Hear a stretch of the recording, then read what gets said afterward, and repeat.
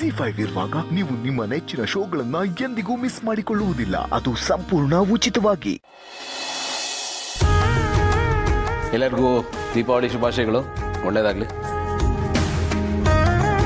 ಭೂಮಿಕಾ, ಎಲ್ಲರಿಗೂ ಒಳ್ಳೇದಾಗ್ಲಿ ಅಂತ ಪೂಜೆ ಮಾಡಿ ಆರತಿ ಮಾಡಮ್ಮ.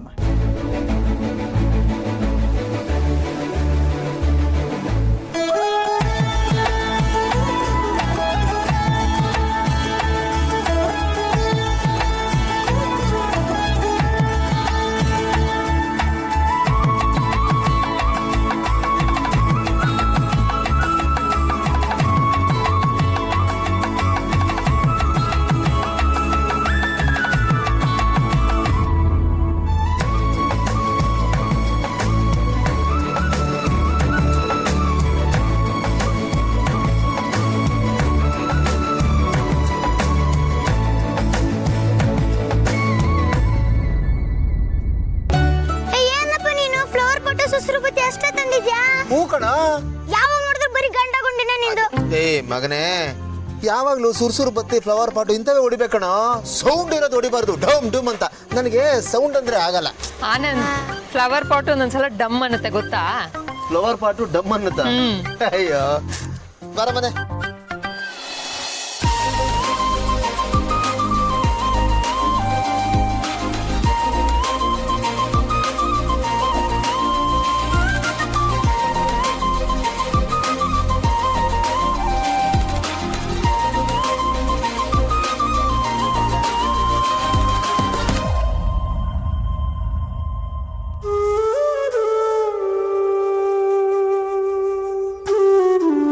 ಗೌತಮ್ ಅವ್ರೆ, ಎಲ್ರೂ ಆಚೆ ಪಟಾಕಿ ಹೊಡಿತಿದ್ದಾರೆ, ನೀವ್ ಇಲ್ಲಿ ನಿಂತ್ಕೊಂಡು ಏನ್ ಮಾಡ್ತಿದ್ದೀರಾ? ಏನಾಯ್ತು? ಅಮ್ಮ ಮತ್ತೆ ತಂಗಿ ನೆನಪಾದ್ರು. ಇಷ್ಟು ವರ್ಷ ಅವರು ಬದುಕಿದ್ದಾರೆ ಅಂತ ಗೊತ್ತಿಲ್ಲದೆ ನನ್ನ ಹಳೆ ನೆನಪುಗಳಿಗೆಲ್ಲ ಬೇಲಿ ಹಾಕೊಂಡು ಎಲ್ಲಾನು ಮರೆತು ಎಲ್ಲರ ಜೊತೆ ನಾನು ದೀಪಾವಳಿ ಹಬ್ಬ ಆಚರಣೆ ಮಾಡ್ತಾ ಇದ್ದೆ. ಆದ್ರೆ ಈಗ ಅವ್ರು ಎಲ್ಲೋ ಒಂದ್ ಕಡೆ ಇದ್ದಾರೆ ಅಂತ ಗೊತ್ತಾದ್ಮೇಲೂ ಅವ್ರಿಲ್ದೆ ಹಬ್ಬ ಮಾಡೋದಕ್ಕೆ ನಂಗೆ ಯಾಕೋ ಮನ್ಸಾಗ್ತಾ ಇಲ್ಲ ಭೂಮಿಕಾ. ದೀಪಾವಳಿ ಅಂದ್ರೆ ನನ್ಗೀಗ್ಲೂ ಅಮ್ಮ ನೆನಪಾಗ್ತಾರೆ. ಅವ್ರು ಹಾಕ್ತಾ ಇದ್ದಿದ್ದ ರಂಗೋಲಿ, ಅವ್ರು ಹಚ್ತಾ ಇದ್ದಿದ್ದ ಮಣ್ಣಿನ ಹಣತೆ, ಅದ್ರ ಬೆಳಕು ಎಲ್ಲಾನು ನನ್ನ ಕಣ್ಣಲ್ಲಿ ಉಳ್ಕೊಂಡ್ಬಿಟ್ಟಿದೆ. ನಾನು, ಅಪ್ಪ, ಅಮ್ಮ, ನನ್ನ ತಂಗಿ, ಎಷ್ಟು ಚೆನ್ನಾಗಿತ್ತು ಆ ದಿನಗಳು. ಎಲ್ಲವೂ ನೆನಪಾಗ್ತಿದೆ.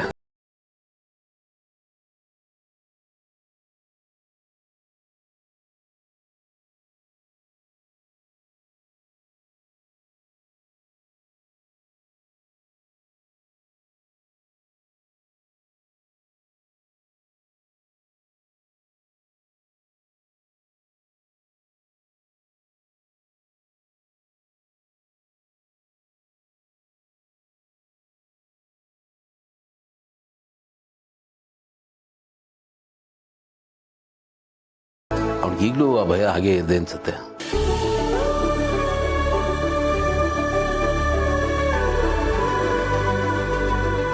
ಯಾಕೆಂದ್ರೆ ನಾನು ನೋಡಿದ ತಂಗಿ ಹಾಗೆ ಇದ್ಲಲ್ವಾ, ನನ್ನ ಕಲ್ಪನೆಯಲ್ಲಿ ಯಾವಾಗಲೂ ಹಾಗೆ ಇರ್ತಾಳೆ. ಈಗ ಅದೆಲ್ಲಿದ್ದಾರೋ, ಹೇಗಿದ್ದಾರೋ?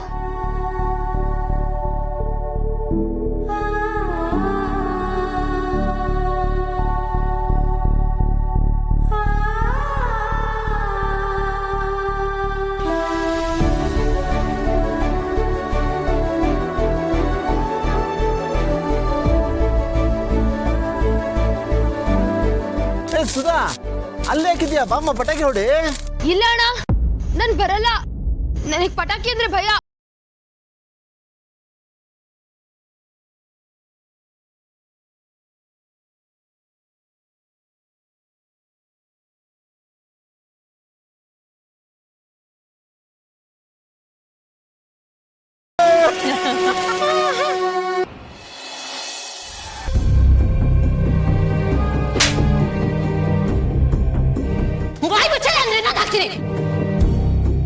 ನಾನೇನ್ ತಂಗಿನ ಅಕ್ಕನ ವಿರುದ್ಧ ಎತ್ತು ಕಟ್ತಾ ಇಲ್ಲ, ಅನ್ಯಾಯದ ವಿರುದ್ಧ ಸಿಡಿದೇಳು ಅಂತ ಪ್ರೋತ್ಸಾಹಿಸ್ತಾ ಇದ್ದೀನಿ.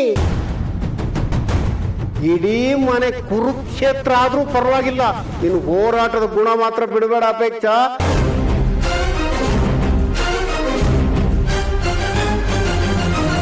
ಅಪ್ಪಿ,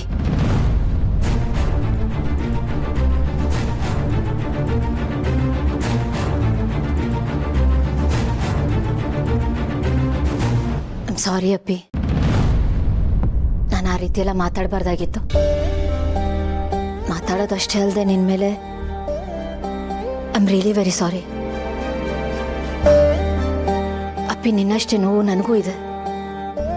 ಬಟ್ ನಿನ್ಗೆ ಗೊತ್ತಲ್ವಾ ಅಪ್ಪ ಅಂದರೆ ನನಗೆ ಎಷ್ಟಿಷ್ಟ ಅಂತ. ನೀನು ಅವ್ರ ಬಗ್ಗೆ ಆ ರೀತಿ ಮಾತಾಡ್ತಿದ್ದೆ, ಅದನ್ನು ಕೇಳಿ ನಂಗೆ ತುಂಬಾ ಕೋಪ ಬಂದ್ಬಿಡ್ತು. ಕೋಪದಲ್ಲಿ ನಾನು ಆ ರೀತಿ ಮಾಡಿದೆ ಹೊರತು ಐ ಆಮ್ ವೆರಿ ಸಾರಿ ಅಪ್ಪಿ, I am really very sorry. ಅಪ್ಪಿ, ಅವ್ರು ನಮಗೋಸ್ಕರ ಎಷ್ಟೆಲ್ಲ ಮಾಡಿದ್ದಾರೆ. ಅವರು ಅವ್ರ ಜೀವನನೇ ನಮಗೆ. ಪ್ಲೀಸ್, ನೀನ್ ಮತ್ತೆ ನಿನ್ ಭಾಷಣ ಶುರು ಹಚ್ಕೋಬೇಡ. ನಾನು ಯಾವ್ದನ್ನಾದ್ರೂ ಹೇಟ್ ಮಾಡ್ತೀನಿ ಅಂತ ಹೇಳಿದ್ರೆ ಅದು ನೀನ್ ಮಾಡೋ ಭಾಷಣ. ನನಗದನ್ನ ಕೇಳಿಸ್ಕೊಳ್ಳೋ ಅವಶ್ಯಕತೆ ಇಲ್ಲ.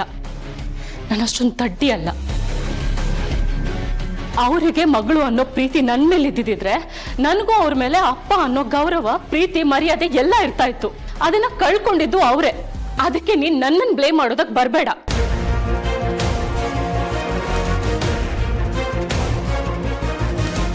ಅಪ್ಪಿ, ನಿನ್ನ ಮದುವೆ ವಿಚಾರದಲ್ಲಿ ಏನೆಲ್ಲ ಆಯಿತು ಹಾಗಾಗಬಾರ್ದಾಗಿತ್ತು. ಅದ್ರ ಬಗ್ಗೆ ನನಗೂ ಬೇಜಾರಿದೆ. ಆದರೆ ಒಂದ್ಸಲ ಅಪ್ಪ ಅಮ್ಮನ ಸ್ಥಾನದಲ್ಲಿ ನಿಂತು ಯೋಚನೆ ಮಾಡೋ ಅಪ್ಪಿ. ಅವರು ನಮಗೋಸ್ಕರ ಏನೆಲ್ಲ ಮಾಡಿಲ್ಲ, ಎಷ್ಟೆಲ್ಲ ಕಷ್ಟಪಟ್ಟಿಲ್ಲ, ಎಷ್ಟೆಲ್ಲ ತ್ಯಾಗ ಮಾಡಿಲ್ಲ. ಹೆಚ್ಚು ಕಮ್ಮಿ ಅಂದರೆ ಅವರು ನಮಗೋಸ್ಕರ ಅವ್ರ ಜೀವನನ ಸವಿಸಿದ್ದಾರೆ ಅಂದ್ರೂ ತಪ್ಪಾಗಲ್ಲ ಅಪ್ಪಿ. ನಮಗೋಸ್ಕರ ಅಷ್ಟೆಲ್ಲ ಮಾಡಿದ್ದಾರೆ ಅವರು. ಅಷ್ಟೆಲ್ಲ ಮಾಡಿದವ್ರೆ ಇವಾಗ ಇದನ್ನು ಮಾಡಿರೋದು. ಅಣ್ಣ ಲವ್ ಮಾಡಿ ಮದ್ವೆ ಆಗ್ಬೋದಂತೆ, ಆದ್ರೆ ನಾನ್ ಮಾಡಿದ್ರೆ ಮಾತ್ರ ತಪ್ಪು.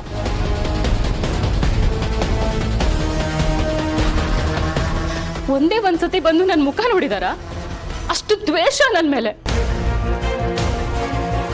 ಎಲ್ರೂ ಇದ್ರು ಯಾರು ಇಲ್ದೇ ಇರೋ ತರ ಆಗ್ಬಿಟ್ಟಿದ್ದೀನಿ ನಾನು. ನನ್ನ ಸಂಕಟ ನನಗೆ, ಅದ್ರಲ್ಲಿ ನಿಮ್ಗಳ ಉಪದೇಶ ಬೇರೆ.